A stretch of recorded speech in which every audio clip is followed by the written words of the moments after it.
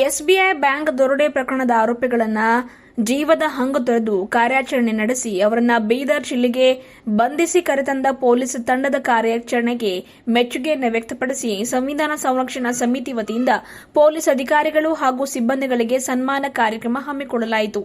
ಬೀದರ್ ನಗರದ ಡಾ ಬಾಬಾ ಸಾಹೇಬ್ ಅಂಬೇಡ್ಕರ್ ವೃತ್ತದಲ್ಲಿ ನಡೆದ ಕಾರ್ಯಕ್ರಮದಲ್ಲಿ ಪೊಲೀಸ್ ತಂಡದ ಧೈರ್ಯ, ಕರ್ತವ್ಯ ನಿಷ್ಠೆ ಹಾಗೂ ಅಪರಾಧಿಗಳ ಬಂಧನದಲ್ಲಿ ವಹಿಸಿದ ಪ್ರಮುಖ ಪಾತ್ರವನ್ನು ಸಮಿತಿಯ ಮುಖಂಡರು ಶ್ಲಾಘನೆ ವ್ಯಕ್ತಪಡಿಸಿದರು. ಕಾರ್ಯಕ್ರಮದ ಅಂಗವಾಗಿ ಸಂವಿಧಾನ ಪೀಠಿಕೆಯನ್ನು ಸಾಮೂಹಿಕವಾಗಿ ಓದಲಾಯಿತು. ಬಳಿಕ ಎಸ್ಬಿಐ ಬ್ಯಾಂಕ್ ದರೋಡೆ ಪ್ರಕರಣದ ಆರೋಪಿಗಳನ್ನು ಬಂಧಿಸುವಲ್ಲಿ ಯಶಸ್ವಿಯಾದ ಬೀದರ್ ಜಿಲ್ಲಾ ಪೊಲೀಸ್ ತಂಡವನ್ನು ಗೌರವಿಸಲಾಯಿತು. ಇದೇ ಸಂದರ್ಭದಲ್ಲಿ ಜಿಲ್ಲಾ ಪೊಲೀಸ್ ವರಿಷ್ಠಾಧಿಕಾರಿ ಅವರನ್ನು ಸನ್ಮಾನಿಸಿ ಗೌರವಿಸಲಾಯಿತು. ಅಪರಾಧಿಗಳ ಬಂಧನದಂತಹ ಸವಾಲಿನ ಕಾರ್ಯಾಚರಣೆಯಲ್ಲಿ ಪೊಲೀಸರು ತೋರಿದ ಧೈರ್ಯ ಮತ್ತು ಬದ್ಧತೆ ಸಾರ್ವಜನಿಕರಲ್ಲಿ ಪೊಲೀಸ್ ಇಲಾಖೆಯ ಮೇಲಿನ ವಿಶ್ವಾಸವನ್ನು ಮತ್ತಷ್ಟು ಹೆಚ್ಚಿಸಿದೆ ಎಂದು ಅನಿಲ್ ಕುಮಾರ್ ಬೆಲ್ದಾರ್ ಮಾತನಾಡಿ ತಿಳಿಸಿದರು. ಕಾನೂನು ಸುವ್ಯವಸ್ಥೆ ಕಾಪಾಡುವಲ್ಲಿ ಪೊಲೀಸರು ನಿರಂತರವಾಗಿ ಸಲ್ಲಿಸುತ್ತಿರುವ ಸೇವೆಯನ್ನು ಗುರುತಿಸಿ ಇಂತಹ ಗೌರವ ನೀಡಲಾಗಿದೆ ಎಂದು ತಿಳಿಸಿದರು. ಕಾರ್ಯಕ್ರಮದಲ್ಲಿ ಸಂವಿಧಾನ ಸಂರಕ್ಷಣಾ ಸಮಿತಿ ಮುಖಂಡರಾದ ಅನಿಲ್ ಕುಮಾರ್ ಬೆಲ್ದಾರ್, ಬಾಬುರಾವ್ ಪಾಸ್ವಾನ್, ಬಸವರಾಜ ಮಾಳ್ಗೆ, ಶಿವಕುಮಾರ್ ನೀಲಕಟ್ಟಿ, ಶ್ರೀಪತರಾವ್ ದಿನೇ, ರಾಜ್ಕುಮಾರ್ ಶೇರಿಕಾರ್, ಪ್ರದೀಪ್ ನಾಟಿಕರ್, ಗೋವಿಂದ್ ಪೂಜಾರಿ, ಸಂದೀಪ್ ಕಾಂಟೆ, ಮೊಗಲಪ್ಪ ಮಾಳ್ಗೆ ಸೇರಿದಂತೆ ಸಮಿತಿಯ ಪದಾಧಿಕಾರಿಗಳು ಹಾಗೂ ಕಾರ್ಯಕರ್ತರು ಉಪಸ್ಥಿತರಿದ್ದರು. ಇದೇ ವೇಳೆ ಪೊಲೀಸ್ ತಂಡದ ಸಾಹಸ ಮತ್ತು ಕರ್ತವ್ಯ ನಿಷ್ಠೆಯನ್ನು ಸಾರ್ವಜನಿಕವಾಗಿ ಗುರುತಿಸಿ ಗೌರವಿಸಿದ ಈ ಕಾರ್ಯಕ್ರಮ ಗಮನ ಸೆಳೆಯುವಂತಿತ್ತು. ಇದೇ ವೇಳೆ ಜಿಲ್ಲಾ ಪೊಲೀಸ್ ವರಿಷ್ಠಾಧಿಕಾರಿ ಪ್ರದೀಪ್ ಗುಂಟೆಯವರು ಸನ್ಮಾನ ಸ್ವೀಕರಿಸಿ ಮಾತನಾಡಿದರು.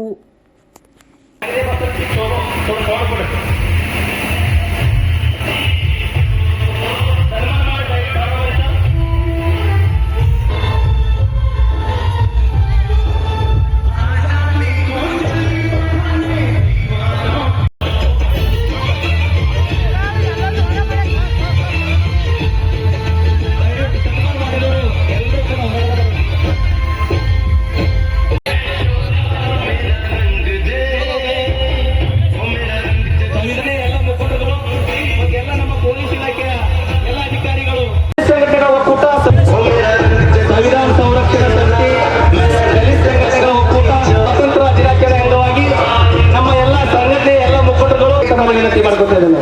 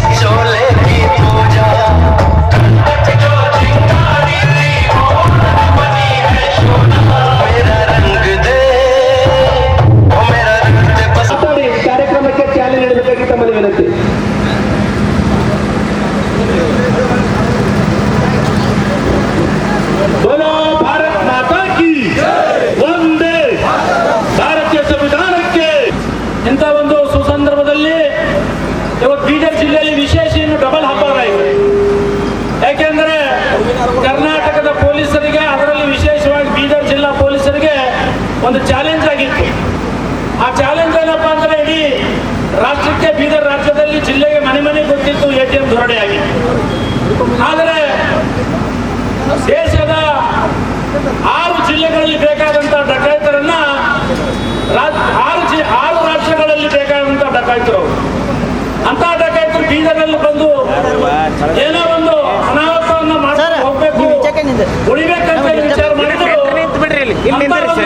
ATM ದೊರಡೆಕೋರರಲ್ಲಿ, ಅದರಲ್ಲಿ ನಮ್ಮ ಬೀದರ್ನ ಒಬ್ಬ ಯುವಕ ಏನಾದ್ರು ಕಂಪನಿಯಿಂದ ಶೂಟ್ ಆಗ್ತಿರೋ ಅದರಲ್ಲಿ ಸೆಕ್ಯೂರಿಟಿ ತನಕ ಯುವಕನ ಒಂದು ಮರಣ ಆಯಿತು.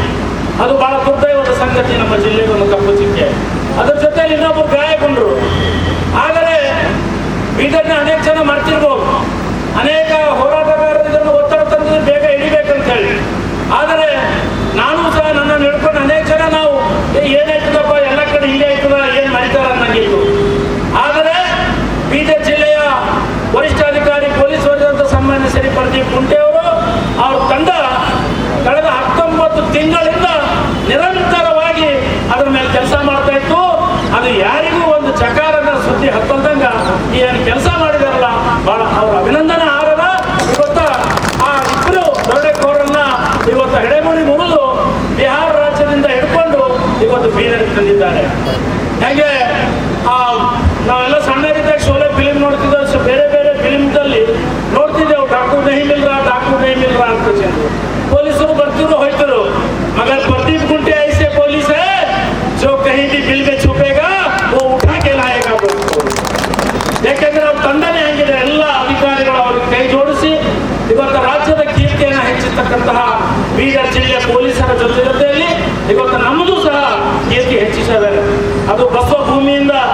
ಇವತ್ತು ಒಂದು ಕೀರ್ತಿ, ಒಂದು ಸೂಫಿ ಸಂತರ ನಾಡು ಬೀದರ್ನಿಂದ ಒಂದು ಒಳ್ಳೆ ಸಂದೇಶ ಏನು ಪೊಲೀಸರ ಮನಸ್ಥೈರ್ಯವನ್ನು ಕುಗ್ಗಿತ್ತು.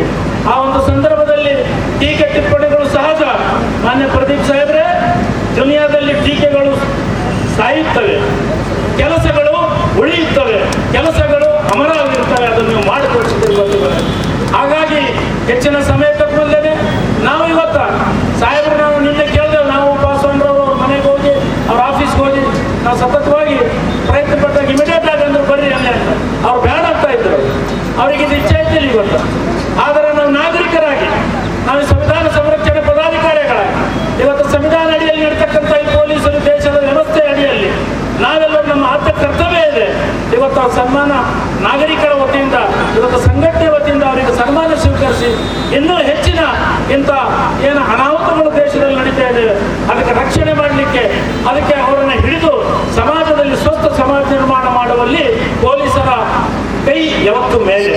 ಯಾರೇ ಇರಲಿ, ಅವರು ಯಾವುದೇ ಪಕ್ಷ ಇರಲಿ, ಯಾವುದೇ ಧರ್ಮ ಇರಲಿ, ಯಾವುದೇ ರಾಜ್ಯ ಇಲ್ಲ, ಅವರಿಗೆ ಏನು, ಅವ್ರಿಗೆ ರಕ್ಷಣೆ, ಅವ್ರ ಪಾಲನೆ, ಅವ್ರ ಕರ್ತವ್ಯ.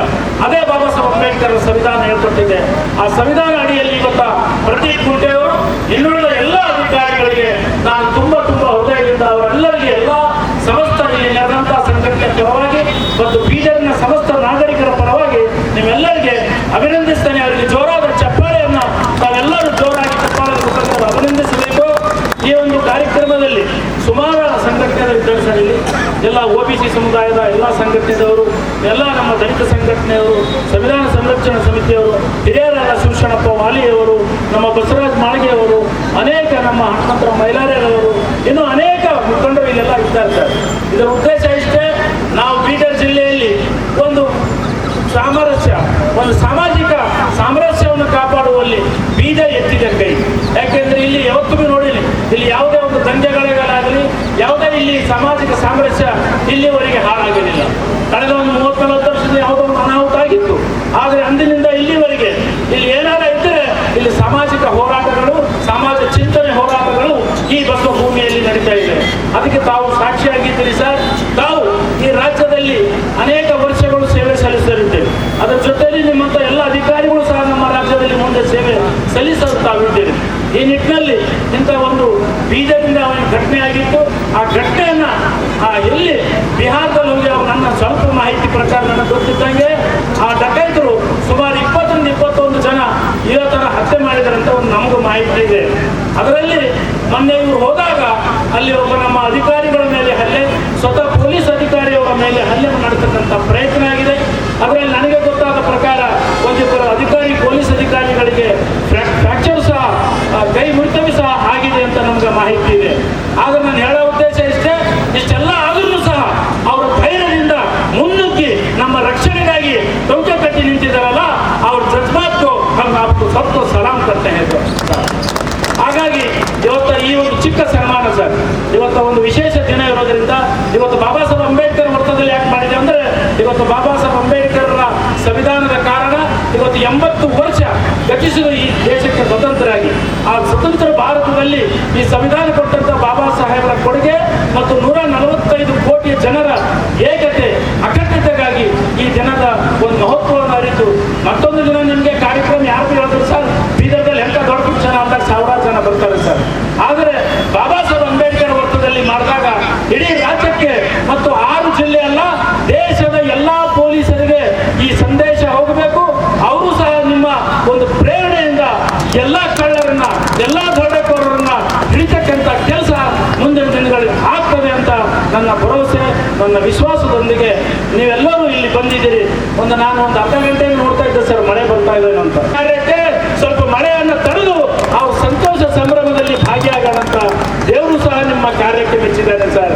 ಹಾಗಾಗಿ ಆ ಭಗವಂತನಿಗೆ, ದೇವರಿಗೆ, ಎಲ್ಲಾ ಧರ್ಮದ ಯಾರೆಲ್ಲ ಅನುಯಾಯಿಗಳಿದ್ದೀರಿ ಅವರೆಲ್ಲರಿಗೆ ನನ್ನ ಅನೇಕ ಕೋಟಿ ಜೀವ ವಂದನೆಗಳನ್ನ ಅರ್ಪಿಸಿ, ಈಗ ಒಬ್ಬೊಬ್ಬರಾಗಿ ನಾನು ಸಹ ಇಲ್ಲಿ ಜಾಗ ಖಾಲಿ ಮಾಡಿ ಮುಂದೆ ಬರ್ತೀನಿ. ಮಾನ್ಯ SP ಸಾಹೇಬ್ರ ಜೊತೆ ಅಲ್ಲಿ ಏನು ಭಾಗಿಯಾಗಿದ್ದಾರೆ ಆ ತಂಡ, ಅವ್ರು ಮಾತ್ರ ಅವ್ರ ಲೈಫಲ್ಲಿ ನಿಂತ್ಕೊಳ್ಳಿ. ಅವ್ರಿಗೆ ಸನ್ಮಾನ ಮಾಡಿದ್ಮೇಲೆ ಉಳಿದವ್ರು ಬಂದಂತ ಒಬ್ಬೊಬ್ಬರು ಸನ್ಮಾನ ಸ್ವೀಕರಿಸ್ರಿ. ಮತ್ತೆ ಬಂದಂತ ಹಿಂದಿನ ಫೋಟೋ ತಪ್ಪೋರಿಗೆ ಯಾರು ಗಡಬಡ ಮಾಡಕ್ಕೆ ಹೋಗ್ಬೇಡ್ರಿ.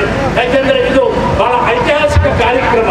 ಈ ಒಂದು ಐತಿಹಾಸಿಕ ಕಾರ್ಯಕ್ರಮದ ನೀವು ನಿಮ್ಮ ಕ್ಯಾಪ್ಚರ್ ಅನ್ನ ನಿಮ್ಮ ಕ್ಯಾಮ್ರಾದಲ್ಲಿ ನೀವು ರೀಲ್ ಮುಖಾಂತರ ಅನೇಕ ರೀಲ್ಗಳು ಮಾಡ್ತೀರಿ. ಆದರೆ ಇವತ್ತಿನ ಬೀದರ್ ಜಿಲ್ಲೆ ಡಕೈತರಿ ಹಿಡಿದಿಂದ ರೀಲು ಪ್ರತಿಯೊಬ್ಬ ಯುವಕ ಮಾಡ್ಬೇಕಂತ ನಾನು ಕೇಳ್ಕೊಳ್ತಾ ಇದ್ದೀನಿ. ಜಂಜಿ ಹುಡುಗರು ಏನಿದ್ದೀರಿ ಗೊತ್ತಾ, ಬೇರೆ ರೀಲ್ಕಿನ ಇವತ್ತು ಪೊಲೀಸರು ಮಾಡಿದಂಥ ಕಾರ್ಯದ ರೀಲ್ಗಳನ್ನು ಮಾಡಿ ಸೋಷಿಯಲ್ ಮೀಡಿಯಾದಲ್ಲಿ ಹಂಚಿಕೊಳ್ಳಿ, ಇನ್ಸ್ಟಾಗ್ರಾಮ್ದಲ್ಲಿ ಹಂಚಿಕೊಳ್ಳಿ, ಫೇಸ್ಬುಕ್ದಲ್ಲಿ ಹಂಚಿಕೊಳ್ಳಿ. ಯಾಕೆ ಹೇಳ್ತಾ ಇದ್ದೀನಿ ಅಂದ್ರೆ ಇದು ಎಲ್ಲರಿಗೆ ಪ್ರೇರಣೆ ಆಗ್ತಕ್ಕಂಥ ಕೆಲಸ ನಮ್ಮ ಬೀದರ್ ಜಿಲ್ಲಾ ಪೊಲೀಸರು ಮಾಡಿದ್ದಾರೆ ಅಂತ ಹೇಳಿ ಮತ್ತೊಮ್ಮೆ ಅವರೆಲ್ಲರಿಗೆ ಅಭಿನಂದಿಸಿ ಮಾತು ಕೊಡುತ್ತೇನೆ. ಜೈ ಭೀಮ್, ಜೈ ಸಂವಿಧಾನ, ಜೈ ಭಾರತ್. Happy independence day. ಸಂವಿಧಾನಾತ್ಮಕವಾಗಿ ಸೃಷ್ಟಿಯಾಗಿರುವ ಒಂದು ವ್ಯವಸ್ಥೆಯಲ್ಲಿ ಇದ್ದ ಅಧಿಕಾರಿಗಳು ನಾವು, ಕಾನ್ಸ್ಟೇಬಲ್ ಇಂದ SP ಇಲ್ಲ ಮೇಲಧಿಕಾರಿಗಳು ಎಲ್ಲರೂ ಕೂಡ ಕಾನ್ಸ್ಟಿಟ್ಯೂಷನಲ್ ಸಿಸ್ಟಮಲ್ಲಿದ್ದ ಮಿಷನರಿಲಿ ಇದ್ದ ಅಧಿಕಾರಿಗಳಾಗ್ತವೆ. ಆ್ಯಂಡ್ ಸಂವಿಧಾನದಲ್ಲಿ as it is told we are very much accountable to people. ನಾವು ಜನತೆಗೆ ಉತ್ತರಾಧಿಕಾರಿಗಳಾಗಿದ್ದೇವೆ. ನಾವು ಈ ಅಪರಾಧವನ್ನು ಪೊಲೀಸ್ ಇಲಾಖೆಯ ಇಡೀ ಬೀದರ್ ಸಮಾಜದ ಮೇಲೆ ನಡೆದ ಒಂದು ಅನಾಹುತ ಅಂತ ನಾವು ಮೊದಲಿಂದಲೂ ನಾವು ಅದರಲ್ಲಿ ಪರಿಗಣಿಸಿ ಅಷ್ಟೇ ಜವಾಬ್ದಾರಿಯುತವಾಗಿ ನಾವು ಅದನ್ನು ಇನ್ವೆಸ್ಟಿಗೇಷನ್ ಮಾಡಿಕೊಂಡು ಅವ್ರನ್ನ ಹಿಡಿಬೇಕು, ಕಾನೂನು ಕ್ರಮ ಜರುಗಿಸಬೇಕು, ಬೀದರ್ ಜನತೆಗೆ ನಾವು ಉತ್ತರ ಕೊಡಬೇಕು ಅಂತ ಮೊದಲಿಂದಲೂ ನಾವು ಜನರೇ ಪ್ರೇರಣೆಯಾಗಿ ನಾವು ಈಗ ಇನ್ವೆಸ್ಟಿಗೇಷನ್ ಮಾಡಿದ್ದೇವೆ. ಅದೇ ರೀತಿ ಅವರ ಜಾಗಕ್ಕೆ ಹೋಗಿ ಬಿಹಾರ ಹೋಗಿ ನಾವು ಕೆಲಸ ಮಾಡಬೇಕಾದ್ರೆ ನಮಗೆ ಧೈರ್ಯ, ನಮಗೆ ಪ್ರೇರಣೆ ಎಲ್ಲ ಕೂಡ ಬೀದರ್ ಜನತೆಗೆ ನಾವು ಹೇಳ್ತಾ ಇದ್ದೇವೆ. ಈ ಕೆಲಸದಲ್ಲಿ ನಮಗೆ ಸಪೋರ್ಟ್ ಮಾಡಿ ಯಾವತ್ತೂ ಕೂಡ ನಮ್ಮನ್ನು ಗೈಡ್ ಮಾಡಿದ್ದ ನಮ್ಮ ಜಿಲ್ಲಾ ಉಸ್ತುವಾರಿ ಸಚಿವರಿಗೂ ನಾನು ಮೊದಲನೇದಾಗಿ ಧನ್ಯವಾದಗಳನ್ನು ತಿಳಿಸ್ತಾ ಇದ್ದೇನೆ. ಅದೇ ರೀತಿ ನಮ್ಮ ಇಲಾಖೆಯ ಹಿರಿಯರು DG sir, ADG LNO sir, ADG crime sir, ನಮ್ಮ DIG ಸರ್ ಸತತವಾಗಿ ನಮ್ಮನ್ನು ಗೈಡ್ ಮಾಡಿ ಆನ್ ಫೀಲ್ಡ್ ಕೂಡ ಗೈಡ್ ಮಾಡಿ ಇವತ್ತು ರಿಸಲ್ಟ್ ಬರೋದಕ್ಕೆ ಕಾರಣವಾಗಿದ್ದಾರೆ. ಅವರಿಗೆ ಧನ್ಯವಾದಗಳನ್ನು ತಿಳಿಸ್ತಾ ಇದ್ದೇನೆ. ಅದೇ ರೀತಿ ನನ್ನ ಟೀಮ್, ನಮ್ಮ ಸಿಬ್ಬಂದಿ, ನಮ್ಮ ಅಧಿಕಾರಿಗಳು ಯಾವತ್ತೂ ಕೂಡ ಹಿಂಸರಿಲ್ಲ. ಯಾವುದೇ ಕಷ್ಟ ಬರಲಿ ಇವರನ್ನು ಕರ್ಕೊಂಡು ಹೋಗಲೇಬೇಕು. ಇವತ್ತು ಬೀದರ್ ಕರ್ಕೊಂಡು ಹೋಗಲೇಬೇಕು. ಎಲ್ಲಿ ಅಪರಾಧ ಮಾಡಿದ್ದಾರೋ ಅಲ್ಲಿ ಹೋಗಿ ಇವರನ್ನು ನಿಲ್ಲಿಸಲೇಬೇಕಂತ ಹಠ ಹಿಡಿದು ಕೆಲಸ ಮಾಡಿದ ಎಲ್ಲ ನನ್ನ ಟೀಮ್ ಮೆಂಬರ್ಸ್ಗೂ ಕೂಡ ನಾನು ಧನ್ಯವಾದಗಳನ್ನು ತಿಳಿಸ್ತಾ ಇದ್ದೇನೆ. ಅದಕ್ಕೂ ಮೀರಿ 3 ತಿಂಗಳು 4 ತಿಂಗಳು ಸತತವಾಗಿ ಅಲ್ಲಿದ್ದೂ ಸಹ ಅವ್ರಿಗೆ ತುಂಬ ಸಪೋರ್ಟ್ ಮಾಡಿದ್ದ ಅವರ ಕುಟುಂಬ ಸದಸ್ಯರಿಗೆ ನಾನು ಸತತವಾಗಿ ಋಣ ಇದ್ದೇನೆ ಅಂತ ನಾನು ಹೇಳ್ತಾ ಇದ್ದೇನೆ. ಪ್ರತಿಯೊಬ್ಬ ಇನ್ಸ್ಪೆಕ್ಟರ್, ಒಬ್ಬ ಸಬ್ ಇನ್ಸ್ಪೆಕ್ಟರ್, ಕಾನ್ಸ್ಟೇಬಲ್, ಅವರ ಫ್ಯಾಮಿಲೀಸ್, ಅವರ ಮನೆಯವರು, ಅವರ ಮಕ್ಕಳು ಎಷ್ಟೋ ಸಪೋರ್ಟ್ ಮಾಡಿ ಯಾವತ್ತೂ ಕೂಡ ಅವರ ಮೇಲೆ ಯಾವುದೇ ರೀತಿಯ ಒತ್ತಡ ತರಲಾರದೆ ಇವತ್ತು ಈ ರೀತಿ ರಿಸಲ್ಟ್ ಬರೋದಕ್ಕೆ ಕಾರಣವಾಗಿದ್ದರಿಂದ ಅವ್ರಿಗೆ ಮೊದಲನೇದಾಗಿ ನಾನು ಧನ್ಯವಾದಗಳನ್ನು ತಿಳಿಸ್ತಾ ಇದ್ದೇನೆ. ಅದೇ ರೀತಿ ಕಾರ್ಯಾಚರಣೆಗೆ ಹೋದಾಗ ಸಪೋರ್ಟ್ ಮಾಡಿದ ನನ್ನ ಫ್ಯಾಮಿಲಿಯನ್ನು ಕೂಡ ನಾನು ತಿಳಿಸ್ಕೋಬೇಕಾಗಿದ್ದೇನೆ. ಅವರು ಕೂಡ ನಾನು ವೈಯಕ್ತಿಕವಾಗಿ ಧನ್ಯವಾದಗಳನ್ನು ತಿಳಿಸ್ತಾ ಇದ್ದೇನೆ. ಬೀದರ್ ಸಮಾಜದ ಮೇಲೆ ಯಾವುದೇ ರೀತಿಯ ಅಪರಾಧವನ್ನು ಮಾಡಬೇಕಂತ ಯೋಚನೆ ಮಾಡಬೇಕಾದರೂ ಸಹ 2 ಸತಿ ಮುಟ್ಟು ನೋಡ್ಕೋಬೇಕಂತ ನಾನು ಇವತ್ತು ಎಚ್ಚರಿಕೆ ನೀಡುತ್ತಾ, ನಾವು ಯಾವತ್ತೂ ಕೂಡ ನಿಮಗಾಗಿ ವಿ ಆರ್ ಫಾರ್ ಪಬ್ಲಿಕ್, ನೀವಿದ್ರೇ ನಾವು ನಿಮಗೋಸ್ಕರ ನಾವು ಏನು ಮಾಡಬೇಕಾಗುತ್ತೋ ನಾವು ತಯಾರಿದ್ದೇವೆ ಅಂತ ಮತ್ತೊಂದು ಸತಿ ಹೇಳ್ತಾ ಎಲ್ಲರಿಗೂ ಧನ್ಯವಾದಗಳು ತಿಳಿಸ್ತಾ ಇದ್ದೇನೆ. ಇಲ್ಲಿ ಸೇರಿದ ಎಲ್ಲ ಮುಖಂಡರುಗಳಿಗೂ ಎಲ್ಲರಿಗೂ ಹೆಸರು ಧನ್ಯವಾದಗಳು ತಿಳಿಸ್ತಾ ಇದ್ದೇನೆ. ನಮ್ಮನ್ನು ಗುರುತಿಸಿದಿರಿ, ಪ್ರೇರಣೆ ನೀಡಿದಿರಿ ಇವತ್ತು, ಆ್ಯಂಡ್ ನಮ್ಮ ಜವಾಬ್ದಾರಿಯನ್ನು ಮತ್ತಷ್ಟು ಹೆಚ್ಚಿಸಿದಿರಿ. ಧನ್ಯವಾದಗಳು ಎಲ್ಲರಿಗೂ. Thank you. ಭಾರತದ 80ನೇ ಸ್ವಾತಂತ್ರ್ಯೋತ್ಸವದ ಹಾರ್ದಿಕ ಶುಭಾಶಯಗಳು. ಇವತ್ತಿನ ದಿವಸ ನಾವು ಸ್ವಾತಂತ್ರ್ಯವನ್ನು ಆಗಿದ್ದೇವೆ ಭಾರತದವರು. ಆದರೆ ಕಲ್ಯಾಣ ಕರ್ನಾಟಕದವರು ಇವತ್ತು ನಾವು ಸ್ವತಂತ್ರ ಆಗಿಲ್ಲ. ನಾವು 15 ತಾರೀಕಿಗೆ ಆಗಿದ್ದೇವೆ. ನಮಗಿನ್ನೂ ಮುಂದಿನ ತಿಂಗಳಿದೆ ನಮ್ಮ ಸ್ವಾತಂತ್ರ್ಯ. ಆದರೆ ಭಾರತದ ಸ್ವಾತಂತ್ರ್ಯದಲ್ಲಿ ಪಾಲ್ಗೊಳ್ಳಲು ನಾವು ಮುಂದೆ ಬಂದಿದ್ದೇವೆ. ಇವತ್ತಿನ ದಿವಸ ರಾಷ್ಟ್ರವನ್ನು ಕಟ್ಟಬೇಕು, ರಾಷ್ಟ್ರವನ್ನು ನಾವು ಉಳಿಸಬೇಕು, ರಾಷ್ಟ್ರದ ಮಾನ ಹೆಚ್ಚಿಸಬೇಕು ಅಂತಂದರೆ ನಮ್ಮ ಅಧಿಕಾರ ಮತ್ತು ಕರ್ತವ್ಯ ಎರಡೂ ನಾವು ತಿಳಿದುಕೊಳ್ಬೇಕು. ಇಂಥ ಪರಿಸ್ಥಿತಿಯಲ್ಲಿ ಪೊಲೀಸರ ಮೇಲೆ